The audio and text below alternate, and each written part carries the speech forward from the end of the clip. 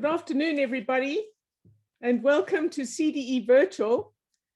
We're going to start with a few words from Reverend Frank Chikani, who will open our proceedings this afternoon. Former political activist, former top civil servant in the democratic South Africa, chairman of the Kagiso Trust and deputy president of the South African Council of Churches. Frank, it's an honor to have you on our platform this evening. Over to you.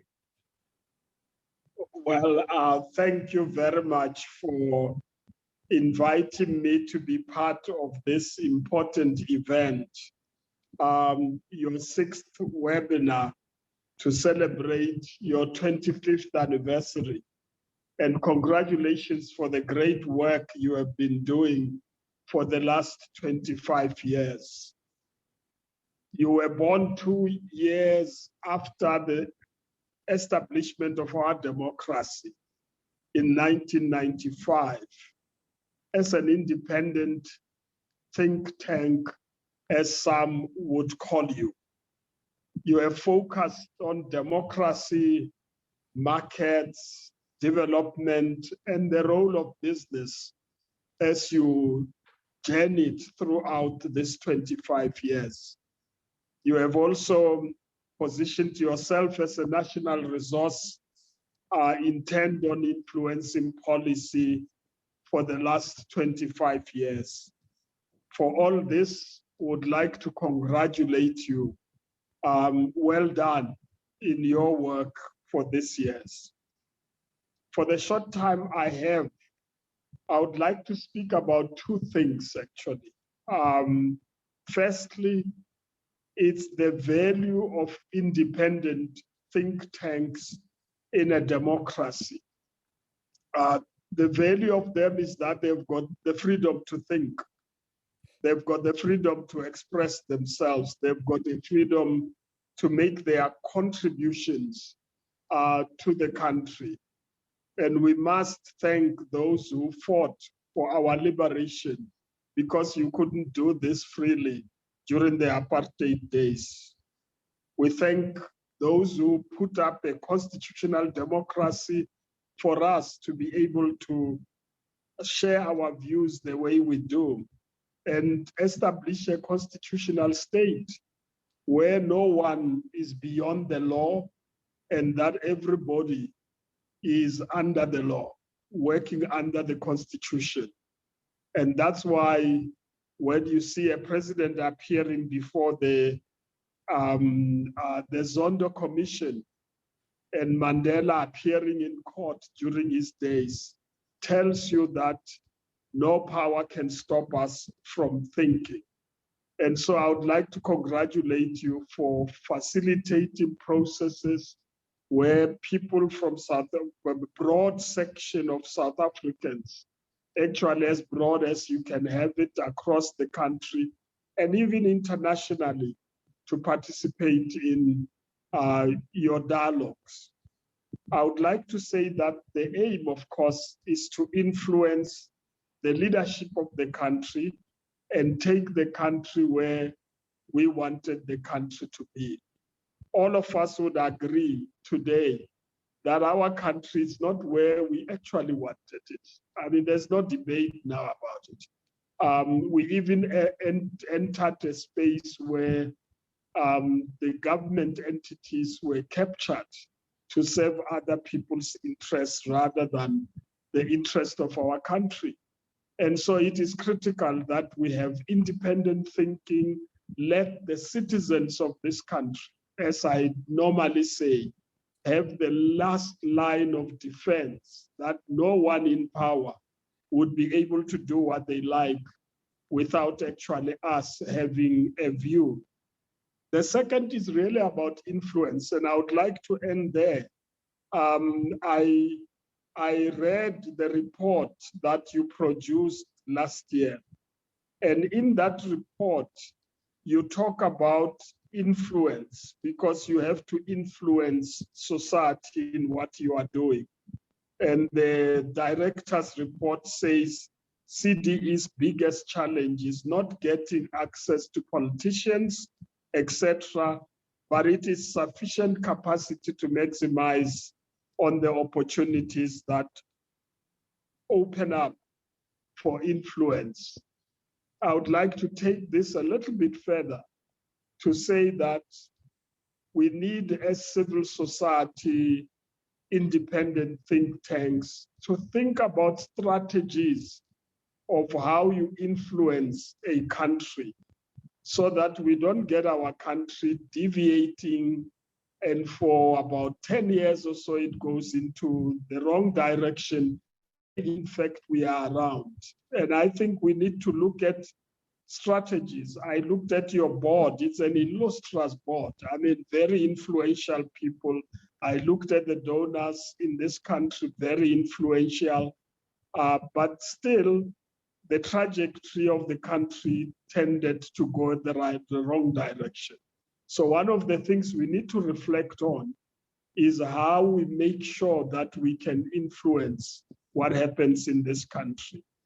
And lastly, I just want to say that I wish you all the luck in this webinar with an extraordinary speaker that you have to focus on education, because education is a critical element of our life. Without education, we cannot be free. Without education, we can't achieve our objectives of what we struggled for. And I wish you very well. And I would like to hand over to Ann. Thank you, ma'am. Thank you very much for a really thoughtful introduction to our talk today. And certainly you can count on CDE in the campaign to defend democracy. And we look forward to strategizing with you in the future. It's my great privilege and pleasure to welcome Lant Pritchett to a Zoom event in South Africa. Lant is one of the most brilliant academics I have ever encountered. He is currently the research director for a major new initiative at Oxford University, looking at how to improve systems of education around the world. He's worked at the World Bank for some 2 decades and lived in India and Indonesia and participated in some of the most important path-breaking documents that the bank has ever produced in that time. For a long time, he was a professor at the Kennedy School of Government and a senior associate and a close associate with somebody South Africans know well, Professor Ricardo Hausman.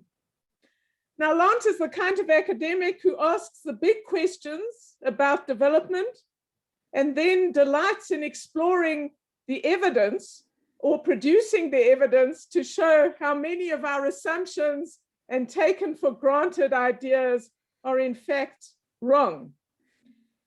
So I want to cover a lot of ground tonight in our hour together, from his notion that schooling ain't learning and spending ain't investment, to why the popularity of AK-47s provides important lessons for development.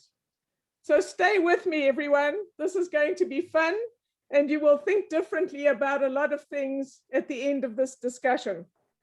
Lant, it's great to have you. I'm going to jump in with my first question, if that's okay. Great, looking forward to it. So let me start at a big level. How do you understand development and the sort of 4 transformations that comprise development? And why do you think we should all focus on national development, however hard it is, and not divert attention to initiatives or projects that alleviate poverty for small groups of people? I think development is a process that affects countries and societies. And I think the 4 transformations of the country or society are to a more productive economy, to a more capable administration with a state that's able to do and to do what it sets out to do, a responsive government that is responsive to the needs, wishes, and desires of its citizens, and to a society for which equal treatment of all before the law and of each other is a bedrock principle.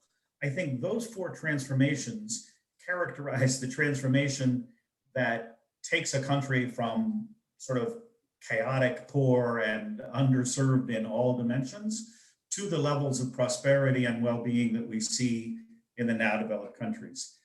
And I characterize the difference between a focus on prosperity versus a focus on poverty. And I think you often hear the phrase, this or that isn't a panacea. My argument is national development is a panacea.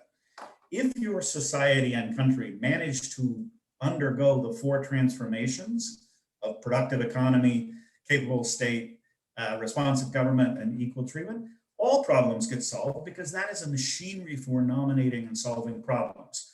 Whereas the current focus in development is often what I call defining development down or kinky development. It wants to focus just on little tinkering that at the margins that focuses just on the poorest of the poor. But the problem is it's completely asymmetric. If you achieve national development, you will both solve poverty problems and you'll be able to provide prosperity for the general population, whereas just focusing on poverty alone often works at odds with and won't get you to the levels of prosperity that countries aspire to enjoy. So I am a big believer that we should focus on the big level transformations, and we should ask ourselves with everything we're doing, is this contributing to one of the four transformations we need to do, and if so, how? Why is it so hard for so many people don't agree with you, or they end up doing the small things? Why is it so hard to persuade people what seems to me to be so rational and persuade and compelling? I think to some extent there's a couple of things going on. One is it's easy to say, what can I do now with the limited resources and time and attention I have, and claim you're prioritizing by focusing on the small. But the whole series of smalls doesn't add up to the big. And to some extent, the small often presupposes the big, in the sense that when you say, I'm going to design this poverty program, or I'm going to design this education intervention, or I'm going to do this or that, it presupposes that you have the resources to do it, which have to come from a productive economy. If you don't have a productive economy, you don't have the resources to do it anyway. It presupposes a capable state. It presupposes that the state can, in fact, do and implement the program you've designed, which is often lacking. It presupposes that the government is responsive and actually is nominating and is concerned about the problems that you want to forward. So I think it's hard to persuade people to not sort of economize and prioritize on the small without thinking through the implications of the small on the big. And part of it is there's ways to do the small that lead to the big, but there's ways to do the small that don't lead to the big. And what I object to is a lot of the focus, particularly coming out of the global north these days, is saying, well, no, the big is too big, it's too much bother, we can't do rigorous science about it, let's focus on the small. And I think that's just completely wrong. The small doesn't lead to the big. That's not how Denmark became Denmark. That's not how the rich countries, they went through a messy, difficult, extended, contested process of the four transformations. And I think those four transformations, the data are just very clear. No country has high levels of human well-being without having national development. And every country that has high national development achieves very high levels of human well-being. So the only path to high human well-being goes through national development.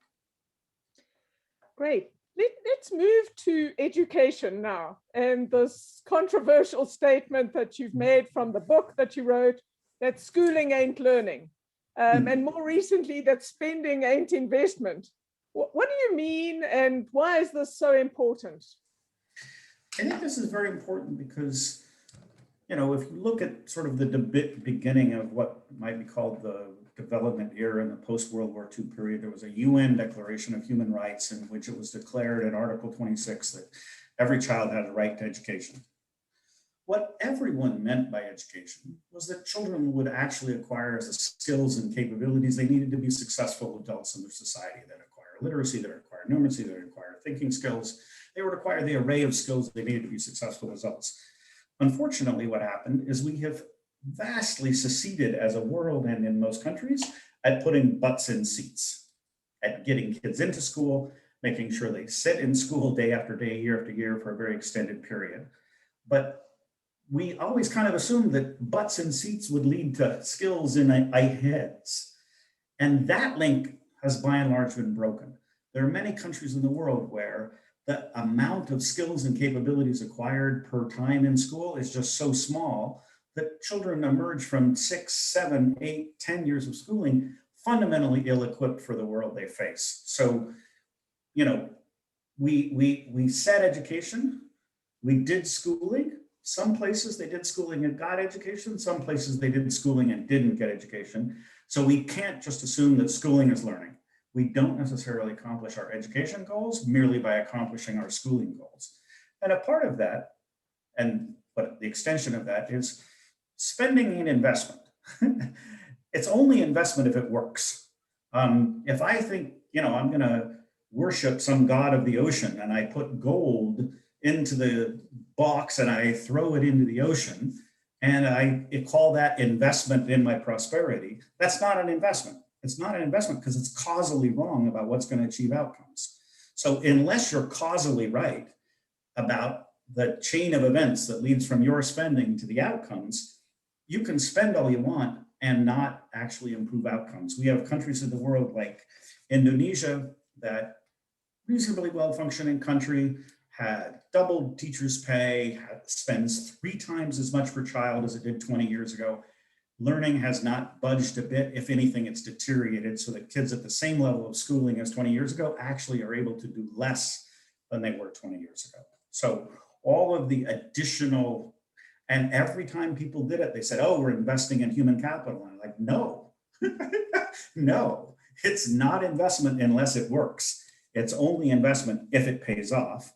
And I think people have confused ticking off the box of expending some money under a budget head called education with true investment in human beings. So from your knowledge of India and Indonesia, I mean, these are places with highly qualified civil servants and, you know, well, certainly in India, democratic government.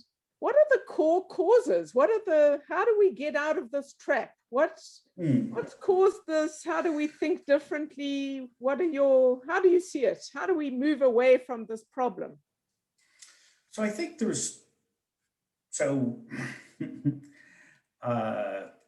I'm going to say something that sounds simple and stupid, but often those things are also very wise, which is I'm head of this very large research project and we're spending millions of dollars to find out the answer to that question of what works. And one of the countries where it really does work well is Vietnam. Vietnam, at a tiny fraction of the expending in most countries, including South Africa, is achieving OECD levels of learning. It's amazing, okay? We have a highly qualified group of academics working on the Vietnam team, and when we press them, why did Vietnam succeed? In the end, you know what they say? They wanted it. You can't, and on one level, it's like that seems silly and stupid. On another level, it is the key. Unless, as a society, one really agrees on a set of achievable objectives and actually acts in a way that reveals that you really want those objectives, you can't expect to achieve the objectives. So let me talk briefly about the 2 different experiences of India and Indonesia, because I think they both illustrate ways you can go wrong. One is India fundamentally never changed its mind about having a selection system versus an education system. What do I mean by a selection system? What a selection system is you say, let's throw all the kids in school. We'll throw some curriculum at them in a bad way, poor pedagogy, indifferent to the student well-being. And the students that can actually learn in that environment, they must be brilliant. Let's go with them. So in some sense, it's a torture test. If you can survive Indian education, you're brilliant. And then they were only ever actually expecting to produce 2 or 3% of the population that emerged from that education system to be the elite. And so they never really committed themselves to education. They were committed to selection. And until they fundamentally changed their ideas, and they're in the process of doing it now, but for decades, they kind of were in tension between we're going to pretend we have an education system. We're going to pretend we're going to universalize that system, but they never really universalize a system in which every child can succeed. They universalize a system in which we're always just choosing a few elites. And so when children wouldn't learn in school, teachers would literally say, they're not the kind of children who's going to learn. They didn't say, how can we as a system, why are we as a system failing this child? They said, no, not the kind of kid's going to learn anyway. And so it was very much a devil take the hindermost system. Indonesia, I think in many ways was different. It was very much around a standard product of, look, this is just what we're going to do. We're going to go through the motions. And they kind of reached a pretty decent level where most of the kids learned some basics, actually quite superior to India. Many people think of India as doing better, but again, India does well in the sense that the few people in the tail that survive the Indian education system win Nobel Prizes, because if you can make it through the Indian education system and not be intellectually destroyed, you deserve a Nobel Prize. On the other hand, Indonesia very much had a let's do the basics for everybody system as a way of building national unity around a common language, but they never really provoked themselves to go further. And so they're stuck at this low-level equilibrium of mediocrity, and they haven't been able to budge past mediocrity in spite of making a huge democratic transition. So the fundamental thing comes back to core commitment to, do we have a clear vision of what we expect every child to know and do? Is it a reasonable set of commitments? Can we actually achieve it with with the resources we have and the teaching force we have and the commitment and what we know how to do? And then are we really committed to achieving it in the sense that we're going to build an accountability system such that we're going to hold ourselves to account for achieving the reasonable and important objectives that we've set? Once you get that right, there's a whole bunch of detail that needs to happen, but it's really all detail and you can figure it out. Fascinating. Let me ask you a question I heard Ricardo ask you once, which is, why do people with poor education in a developing country who then move to a rich country, an industrialized country, say the United States, why do those people do so much better there? Is it perhaps the society and not the education that's at fault here? How do you see that? Well, I actually have a paper on this and the title of the paper, I think, reveals the message, which is always good, and it's called The Place Premium. I think the way a society becomes productive is often by linking together lots of different inputs and being able to do more and more things. And this is very much Ricardo's theory of complexity and structural transformation. But what that means is that the productivity of a person is in part driven by the person's characteristics, their skills, their capabilities, their ambition, their drive, but it's also limited by the productivity of the place. And so when you take a worker from a low productivity place and you put them in a high productivity place, their productivity goes up by a factor of 4, just because it's a productive place. So education is not the only limitation. So for instance, I'm working on a project about human capital in Africa. And I want to emphasize that you want to think about human capital, but you also want to think about in Africa. You can have the best human capital in the world, but if they're embedded in an unproductive system, often what they will do with their human capital isn't very productive. And so you won't have high human capital in a productivity sense, even though you got high learning. So to some extent, I think this is both things have to happen. Your education system has to produce more of the innate skills and capabilities, but at the same time, you have to worry about the productivity of the economy. You can have super high levels of skills, but if the way those skills are deployed are into rent seeking or into crime or into, unproductive activities, the famous economist Douglas North used to say, piracy is a very human capital intensive activity. To be a successful pirate, you have to know armaments, you have to know sailing, you have to know trade routes, you have to know where the treasure is. It makes everybody else worse off to have good pirates. So we want to be careful that, the skills and capabilities we're creating can also feed into a productive economy. Let's move to COVID. You've said that there's a very large risk that the temporary shock to schooling from COVID will turn into a large lifetime losses for today's children if schools reopen in a business as usual sort of mode. What are you saying? What should countries do? Well, so let me start from a problem that predates COVID. Even before COVID, many countries suffered from what I've, again, called in a different paper, an overambitious curriculum. And what I mean by an overambitious curriculum is that, when you think of a curriculum, it moves ahead from year to year to year. You do this in second grade, you do this in third grade, you do this in fourth grade, et cetera.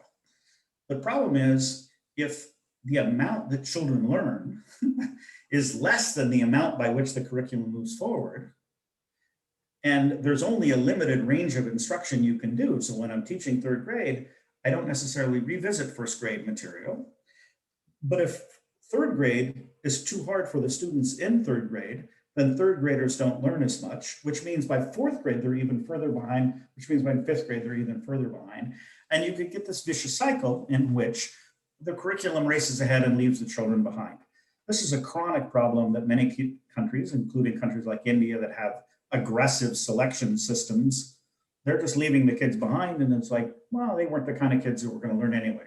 Now, so imagine now we take this overambitious curriculum where the curriculum's moving ahead at this rate and the kids are moving ahead at that rate and the gap's growing bigger. Now what we do is we take the kids out of school for a year. Now, when the kid restarts third grade, having missed second grade or having had less good instruction or intermittent contact with third grade, if you put that kid ahead into fourth grade and try and teach them the fourth grade curriculum, the overambitious curriculum problem's gotten worse, which means that child's going to fall behind even further. And we can show through a series of plausible looking mathematical simulations that if you take the initial learning loss, it gets amplified over time because each year you're further and further behind where you would have been. So COVID is putting us at risk at even if kids miss a year, in our simulations, if they miss 1 year of schooling, they end up 3 years of schooling behind by the time they finish schooling because they're blipped down, they're further behind than where they would have been, which means they learn less, which means they learn less, which means they learn less, and the gap gets bigger and bigger, not smaller and smaller. And there's a really interesting study done of an earthquake in Pakistan, where the earthquake in Pakistan interrupted these kids in the earthquake affected areas, but not the other areas. So we could compare two groups of kids, one in the earthquake area, one in the non-earthquake area. It's not a study of mine, but my colleague Jishnu does. And when you track those kids forward, even though the kids in the earthquake area only missed 3 months of schooling, they end up more than a year behind in schooling because they didn't catch up. They fell behind further. That's the big risk from COVID right now. I mean, we had to do something about schooling and maybe, countries suspended it.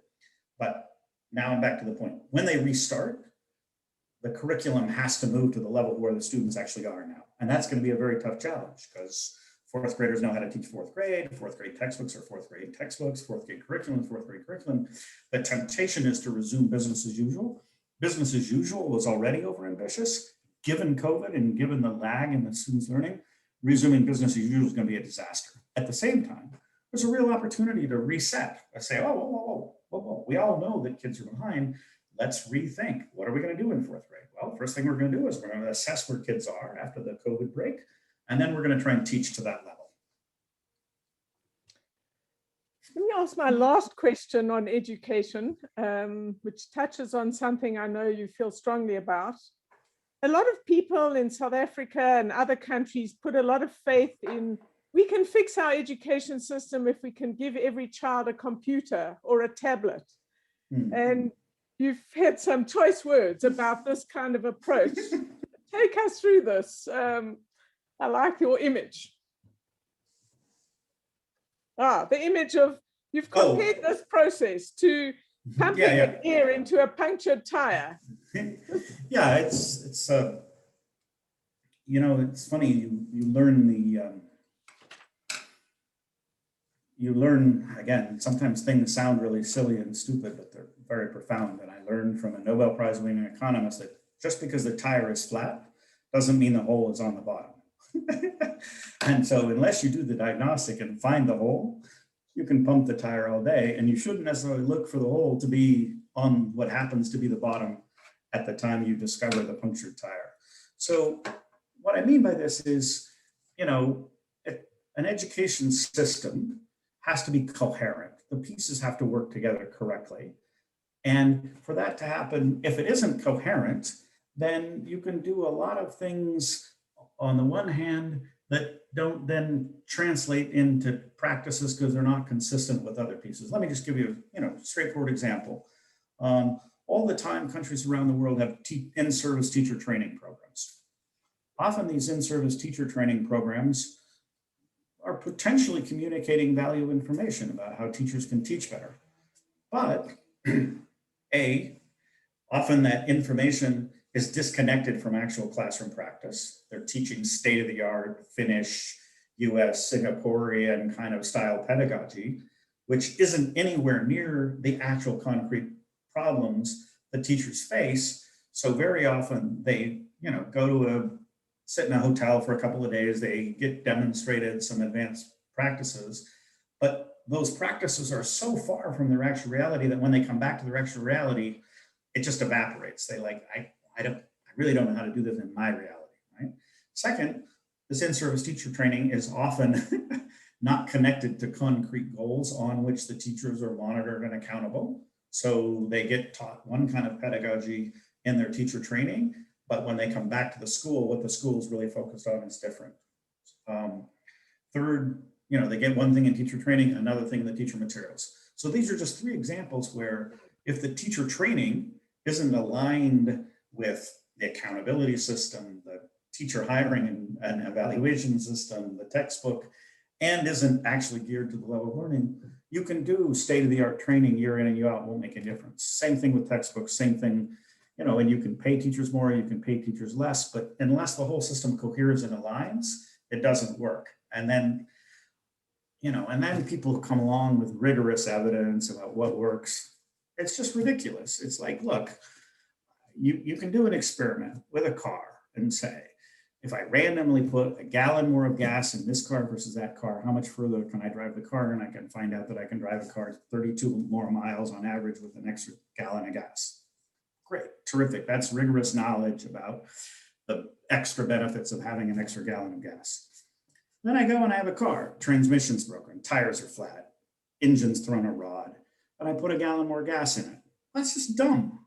Like it's, things work as systems and they work together as systems, and imagining that you can solve them piecemeal without a diagnostic of the overall functioning of the system, it's just madness. It's madness. I don't understand how people are getting away with this.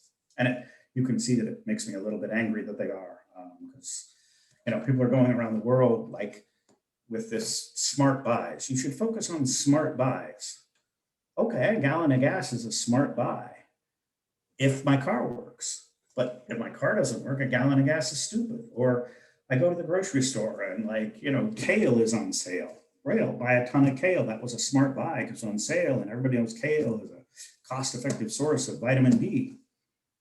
But if I don't know how to cook kale, if I don't like kale, it wasn't a smart buy, it was a dumb buy. It might have been a smart buy for some things, for some people in some circumstances, but you have to consider the whole basket of what you're buying. The smart buys approach is a dumb buy. Well, provocative words. So thank you. I'm going to. I forgot there for a second you were recording. Yeah, no, we are. We'll, but don't worry, you'll have the censorship right. I'm going to move away from education. CDE is going to come back to education later in the year, and hopefully we can get advice from Lant about that. I want to move to the doing business indicators, the World Bank's one of its most popular and successful programs. Some people would argue the ease of doing business indicators. Our president has set us an ambition that in 3 years, we're going to be in the top 50 countries. We're currently at 84th in the world. Unfortunately, we've been going the wrong way. But what do you think of this ambition? How do you see this? And then I'm going to move you into some of your research a bit later. So I think it's a great ambition. It's a great phrase. The way they're going about it is completely wrong. That is, I do think countries are better off if they think systematically through, how do I make myself a country in which people feel their resources can be productive and feel they will have claim on the fruits of their effort and investment in the future? and hence I make my country a place where people invest productively. That's super important. From that point of view, the environment for doing business, super, super important. Let me be clear about that. The doing business indicators are just dumb. And the reason the doing business indicators are dumb, and I'm going to sort of head immediately into the research that I've done, is that what the doing business indicators at the World Bank do in particular is they measure the de jure, the law. They send somebody and say, if you were to follow the law, this is how many days it would take you to get a permit to build a warehouse. That's super interesting if, in fact, anybody followed the law. But one of the beautiful things about the World Bank, and I worked there for many years, I still have a very fond place in my heart for the World Bank. One of the beauties of it is it's too disorganized to be too controlled. And simultaneously with doing the doing business indicators, they did something called the Enterprise Survey. The Enterprise Survey didn't examine the de jure, what does the law say? They asked firms what happens. So when you compare what firms say happens with the law, what you find out is that the average doing business reported days to get a construction permit is 6 months. The average days firms who built a building report to get a construction permit, a third of them report less than 2 weeks. Which means they probably just didn't do anything, or they paid somebody off, or they cut a deal with a local government official, or they were a local government official and knew the law didn't apply to them. A third of them took less than 30 days, or less than 45 days. And then the rest took somewhere between 45. But the maximum firms report is what the doing business indicators report. And so this is something, we had this old concept called water in the tariff. Many countries used to have tariff rates that were so high that even if you reduce the tariff by half, no one would still buy the foreign product because the domestic variety was cheaper than the foreign variety plus a 50% tariff. So if you had a 100% tariff, and even with a 50% tariff, demand would be zero. We called that water in the tariff, and you could reduce the tariff and not still have any imports. So by and large, the de jure regulatory environment in most countries of the world has enormous water in the regulations. In fact, the way that business is done in the world isn't at all what the doing business indicators are measuring. They're measuring what it would be like to do business in a different world in which one strictly, sorry to laugh about this, but it's so ridiculous because if you just look at this data for 10 seconds, you realize what's going on. You look, the doing business indicator has an indicator for Sudan, right? Not South Sudan, but Sudan, that says, and I might be slightly off on this, but it's in a paper somewhere, that the doing business indicator for a time to get a construction permit is 470 days. Well, first of all, nobody's building anything in Sudan and really taking 470 days to do it. On the other hand, on the Enterprise Survey, 95% of all firms who built something report taking less than 2 weeks. So the obvious thing is, look, if you're going to build a building, you go pay somebody off and you build a building, or you build a building and when they do come after you, then you pay them off, or like I say, you were the president of the country in the first place, so you just built the building. So again, huge fan of creating an environment in which people want to invest and can make productive investments and do business effectively. Huge fan of that.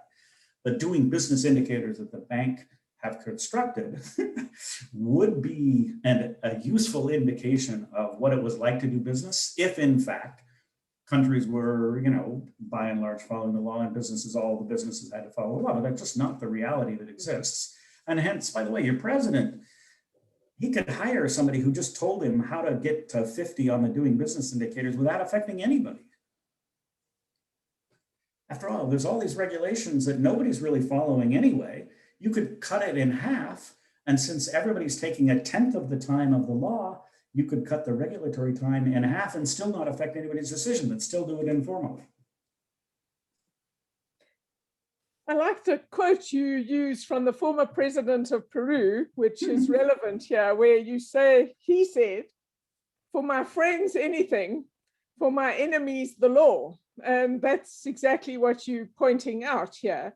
So, in a sense, what you've said is it's a deals world. The dynamics of capitalism where in countries with weak institutions, you've got to look at the deals and not the rules.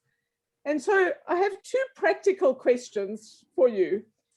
What is your advice then for a country that is overregulated? What should we do? That's the first question. Let me stop there. And so what, you're advising our president, how do we get rid of regulations and not get into the trap that you're describing? So wow, okay. Good. You can talk in general, not South Africa. Yeah, I don't know enough about South Africa, and I mean, literally everybody on this broadcast knows more about South Africa than I do, so I'd be silly to talk about South Africa. But so let me take a step back, right? Before I answer that question, I want to say the reason why this equilibrium persists, which is it's very dangerous to get an equilibrium, which have gold-plated laws. The law looks terrific. The law for labor protection looks terrific. The law for the environment looks terrific. All the laws are gold-plated. They look terrific. But then the laws are fundamentally, you can't do business at that level of law. So you cut a set of deals. And once you start cutting a set of deals, the problem is the insiders to the deals, they stop worrying about the law. There's no pressure from the major business houses in powerful countries like India or Indonesia to change the law because they're not living by it anyway. So everybody thinks, oh, business is against regulation. That's complete nonsense. Business is for regulation that prevents their competitors from competing with them and prefers them. I mean, capitalists are the most ardent opponents of capitalism, right? They want a favored position, and nothing better to achieve a favored position than have, again, the law as an obstacle to everyone else doing business at the law, and then you cut yourself a favorite deal. And then you have this weird coalition where the advocates for labor protection and the advocates for environment and the advocates for this and that want to keep the gold-plated law because it looks like you're relaxing the law. And the very people that aren't living by the law are happy with the gold-plated law too. And so you have an equilibrium in which the institutions bound to enforce are prevented from really enforcing. The people that might be advocates for a more realistic law love the gold-plated. And the very people who you might think oppose the gold-plated don't mind it because they've cut themselves a special position and it prevents everyone else from competing on a level playing field. So it's a very nasty equilibrium. Okay, so now what do you do? I think the first thing you do is think how to get out of this incrementally. And this is, so the real secret to special economic zones is that you create an environment in which you can reset the playing field, right? You say, look, whatever chaos is going on in the entire economy, we're going to try and create a space in which you can work productively and do business productively. And we're going to set up, in some sense, a contractual set of rules for deals for working in these zones that create, in some sense, a highly productive, if you think of what a special economic zone is, it's a piece of place, it's a place that has a good productive environment, right? So, and you can do it with an actual zone, a physical piece of thing, which is one way in which China experimented and worked. You can do it with a zone that consists of a certain type of investment, a certain type of industry. So first of all, I would think of an incremental way out of this as, in the words of 1984, like, look, all animals are equal, but pigs are more equal. To get out of this, you're not going to get out of it in a big bang, at a stroke reform of the laws. It's not going to happen. The equilibrium is dug too deep. But you could say, hey, we're going to create some places, some cities, some zones of cities, some industries. And in these industries, here's how we're going to do business. And we're going to do business really in that way. And we're going to create special norms of enforcement that are encouraging a productive investment. And then commensurate with that, I'm sorry, this is a long answer, but commensurate with that, you have to say, what was the real purpose of this law? I'm not saying that the laws aren't necessary or that the laws aren't protecting important interests about protection of labor, protecting the environment, protecting them, but often those can be better served by a more realistic set of policies that grow endogenously and organically out of processes of experimentation. So in my mind, good practice or good policy comes from good practice rather than good practice coming from good policy. It's easy for us kind of people that are good at chattering and thinking and writing to create this gold-plated world that we live in our fantasy world and ignore the actual practice. Whereas reality is we're going to get to good policies when we can induce good practices by firms in these domains. So second thing is you got to say, what do we really want to accomplish with this? And can we accomplish this in a way other than the kind of hyper-regulation that we have now? Very interesting. Everything I've said is controversial so far. No, it is or it isn't. It is. It is, I think. Yeah, no, I think it is. Let me ask my second question then, which is related, is how should a society, in your view, a developing country, think about corruption and its impact on development? This is obviously germane to South Africa, but many other countries and many rich countries as well, but particularly for developing countries. Do you have any thoughts on that?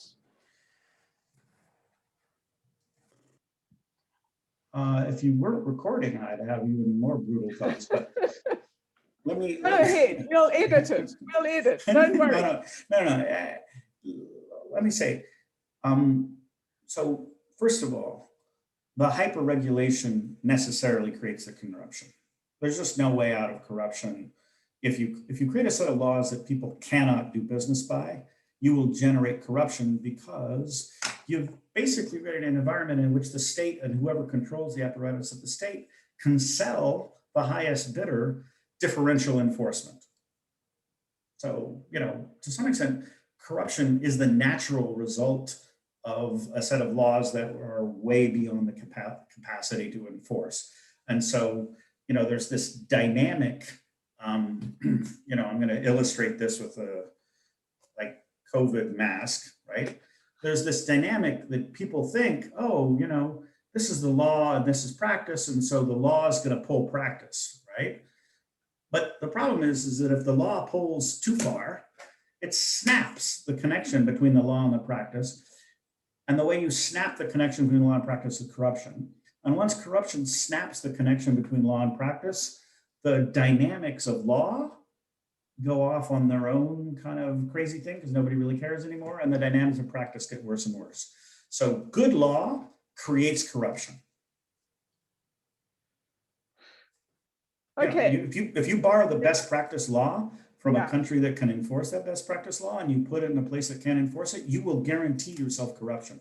So best practice, beautiful laws, I shouldn't say good law. Good law actually grows out of good practice. Beautiful law, when you bring in, when Afghanistan brings in the insurance regulatory law from the United States, literally brings it in from the United States to where they forgot in Afghanistan as they were building the legal infrastructure of an insurance market, they forgot to replace the 8th Circuit Court of Appeals as the appeals court for insurance disputes because they literally lifted American law.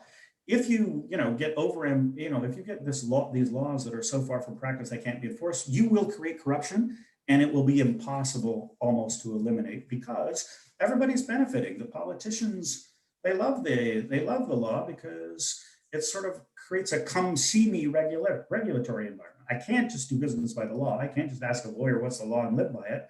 I have to go see somebody to get a special bill. Upshot of all that is that if I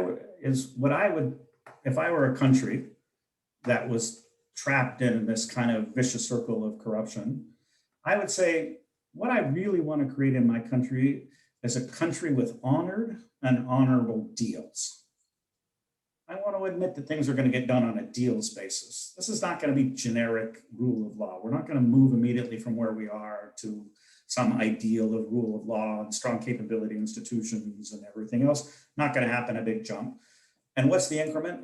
We should admit that we're a deals-based place, but there are two bad things about deals: that they're chaotic, they're not honored, and that they're closed. Not everybody can access to the deal, and by being closed, they're not transparent. So I would say, look, our goal is to create more openness about the deals that we're cutting, and any deal that can survive scrutiny and can be honored as an honored and honorable deal. And we're going to do honored and honorable deals on our way to then ratifying the honored and honorable deals that create an environment in which people can and are doing productive business into the set of laws and policies we're going to have. So I would reverse the whole mentality of policies and laws, create practices, to say, how do I create good practices? And how I create good practices is not try and keep jumping to the enforcement of laws you can enforce, and not, I actually think the prosecution of corruption is a mug's game. It's just, I mean, you have to do it in some sense, but on the other hand, really what it does is it also creates a political opportunity for politicians to, if everybody's corrupt, well, then all I have to do to get rid of my political opponent is accuse him of corruption and pay off a judge to find him guilty. So in a corrupt society, attacks on corruption that are direct just lead to more corruption rather than less corruption, because then you corrupt the very process of prosecuting corruption. I was in Indonesia just after Suharto fell, and they appointed this attorney general who was one of the least corrupt and most progressive forces in Indonesia in the Suharto era. He announced, like after he'd been attorney general for a month, that he was going to undertake some big anti-corruption effort. First thing the legislature did was launch a corruption charge against that guy. And since everybody had kind of been part of the system before Suharto, he probably was guilty of some corruption. And hence, it's a morass. And the way out of morass is not by throwing more dirt on everybody else inside the morass. It's like, how do we as society work our way out of this morass? And it's going to be an ugly, messy thing. Well, food for thought. South Africa's not quite in that bad a situation yet, but let me move to a related issue. In South Africa, I often say that we like to introduce Rolls-Royce policies and laws when we're actually a country that probably drives Toyotas. You've thought about this issue a lot, and in a wonderful article, you said that development practice can learn a lot from the AK-47. Why don't you explain this rather controversial remark to us? Well, it's super interesting because the AK-47 is the world's most popular weapon. Whereas the M16, which is the standard weapon of the US Army, is far and away on the proving ground a more accurate weapon. The AK-47, beyond a few hundred yards, can't hit anything. It's not a very accurate weapon. But fundamentally, the Soviet Union and the United States had very different strategies to weapon design. The Soviet Union said, we're going to have soldiers that we're going to have no kind of training. They're low capability. So rather than try and equip the soldier to the weapon, we're going to design a weapon to the soldier. So they designed the AK-47, which is unbelievably robust. No matter what you do to it, when you pull the trigger, it fires. And it doesn't fire very accurately because it's so robust, but it's robust. So you can basically hand anybody an AK-47 and it's a reasonably effective weapon. The United States said, we're going to train the soldier to the weapon. So we're going to design a really, really, really weapon. But on the other end, if you don't keep this weapon clean and polished and in good functioning order, it will misfire. It will fail to fire. And so you really had to devote a lot of training to the weapon. Now, the problem is when you cut across, when you say, I'm going to take the M16, I'm going to take the perfect design best practice, and I'm just not going to actually devote the time to equip the soldier to the weapon, but give them the best weapon. So you combine poor implementation with best practice, and it's a mess. It never works. So a lot of what's happened in development is the perniciousness of best practice leads to this gap between best practice design and low capability for implementation. And rather than organically building designs that work in the low implementation environment, you try and borrow designs and merge them in, and it just doesn't work. It's a mess, and you just end up in this vicious cycle of really well-designed programs that don't get implemented, and then you do a diagnostic and you go, oh, we didn't have enough capability, and then you do the same thing again, and then you do the same thing again. And no one ever actually admits, you know, we really just need an AK-47 here. We need to design the program to the soldiers we have, not imagine the best, not design, turn our technocrats loose to design the fanciest possible weapon and then hand it without adequate training and support to people who are expected to use it well. Great. Man, I wish you'd give me a question where I could sound reasonable. Well, maybe this one, Lant. We're running out of time, unfortunately, and I know how precious your time is. There's a lot of talk in South Africa today on how weak our state is for a whole lot of reasons, and that we have to rebuild the state. And you've spent a lot of time thinking about this issue. So let me ask you, what should we not do when thinking about rebuilding the state? Well, I think there's two things you shouldn't do, and I'll even get to one thing you should. First thing you shouldn't do is best practice. You know, you should evolve an organic South Africa practice that's tailored to South African conditions. What the Finns do, you know, lots of people sent their education people to Finland because they had this wonderful education results. And I say, look, if you go to the Finnish, you're finished. By the time you imagine that you're in the fantasy in which you can implement what the best practice is, it's lost from the get-go. Second thing to not do is what I call isomorphic mimicry, which is don't, you know, what business consultants will tell you how to do when they move into government is they tell you how to look like an effective organization.